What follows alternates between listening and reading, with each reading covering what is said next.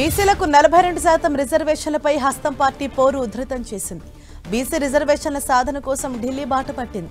చలో ఢిల్లీ పేరుతో హస్తం వేదికగా పోరు చేయడానికి సిద్ధమైంది. ఇప్పటికే కాంగ్రెస్ నేతలు చెర్లపల్లి రైల్వే స్టేషన్ నుంచి ఢిల్లీకి బయలుదేరి వెళ్లారు.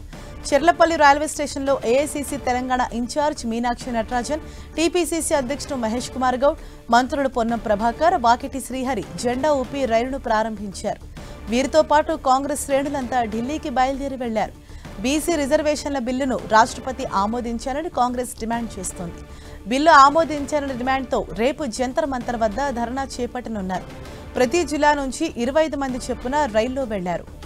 మరోవైపు బీసీ రిజర్వేషన్ పెంపుపై చర్చ కోరుతూ ఇవాళ పార్లమెంట్లో కాంగ్రెస్ ఎంపీలు వాయిదా తీర్మానం ఇవ్వనున్నారు.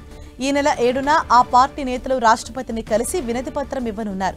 బీసీ రిజర్వేషన్లను రాష్ట్ర ప్రభుత్వం ఆమోదించినా కేంద్రం మోకాలడ్డుతోందని కాంగ్రెస్ నేతలు విమర్శిస్తున్నారు. బీసీ రిజర్వేషన్లు సాధించే వరకు పోరాటం చేస్తామన్నారు. మరోవైపు బీసీ బిల్లుపై నిర్వహించనున్న ధర్నా కార్యక్రమానికి సీఎం రేవంత్ రెడ్డి సహా పలువురు మంత్రులు హాజరు కానున్నారు. ఇవాళ సీఎం రేవంత్, మంత్రులు, టీపీసీసీ చీఫ్ ఢిల్లీకి చేరుకోనున్నారు. కాంగ్రెస్ అగ్రనేత రాహుల్ గాంధీ లాంటి జాతీయ నాయకులు నిరసనలో పాల్గొననున్నారు.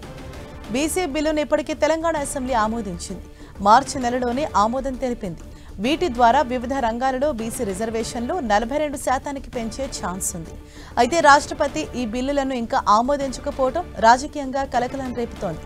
తెలంగాణ కాంగ్రెస్ పార్టీ ఈ నిరసన ద్వారా బీసీలకు సముచిత ప్రాతినిధ్యం, సామాజిక న్యాయం కల్పించాలనే డిమాండ్ను బలంగా వినిపించనుంది. ఈ బిల్లులు రాష్ట్రపతి ఆమోదం పొందడం ద్వారా బీసీ వర్గాలకు విద్య, ఉద్యోగాలు, రాజకీయ ప్రాతినిధ్యంలో ఎక్కువ అవకాశాలు లభిస్తాయని పార్టీ నాయకులు భావిస్తున్నారు. ఈ పోరాటంలో భాగంగా కాంగ్రెస్ నేతలు ఢిల్లీలో కేంద్ర ప్రభుత్వంపై ఒత్తిడి తెచ్చేందుకు పెద్ద ఎత్తున ర్యాలీలు, సమావేశాలు నిర్వహించనున్నారు.